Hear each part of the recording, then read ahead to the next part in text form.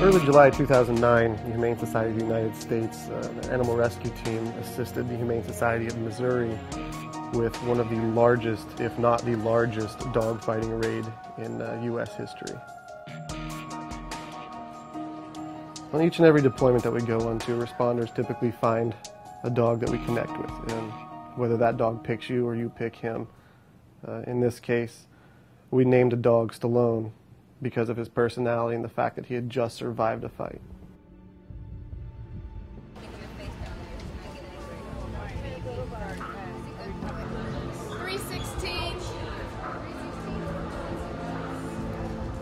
When I saw Stallone's face, several things went through my mind. First, this was a dog in desperate need. Second off, you ask yourself, why do people do this to animals? It's cruel. It's one of the most horrible things that I've ever seen. I've actually never seen a dog in that bad of condition. Stallone, however, caught me off guard with his injuries. I mean, that face, he just, very sweet eyes, tail always wagging the entire time. So it was more of an emotional thing to become attached to that dog. What you think, kiddo? Oh, I know. I mean, really, it's heartbreaking. I mean, he had such severe injuries to the face, but he just wanted to be held and touched and was actually very docile. I mean, a dog like that, he just wants to please his owner. He just, unfortunately, was bred into a home that instead of facilitating a companion relationship, he was used for being pitted against other dogs, but his condition was, grave. Chin swollen. I hate to think of what he went through. I just can't imagine. He was ripped apart.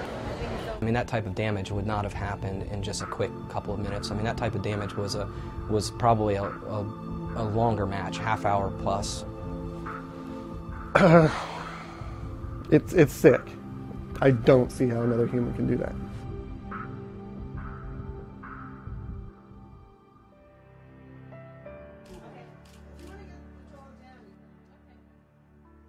The tail was the only thing that really didn't have any bite marks on it. That poor dog was just wagging away, wagging away. I can't quite wrap my mind around how a dog who has been that physically and mentally abused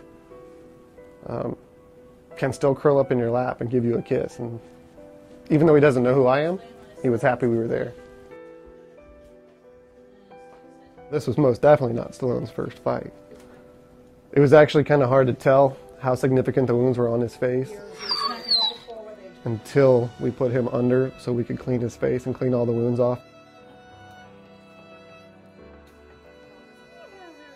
If you looked in Stallone's eyes, you could see that he was suffering, and all he wanted was a kind hand just to be pet or held, wagging his tail gently. Every vet there worked almost around the clock, fighting to save Stallone's life. In the end, his wounds were so extensive that we lost him. I mean, I believe that Stallone's story should be told. I think that's something that people need to see. This is the real face of dogfighting.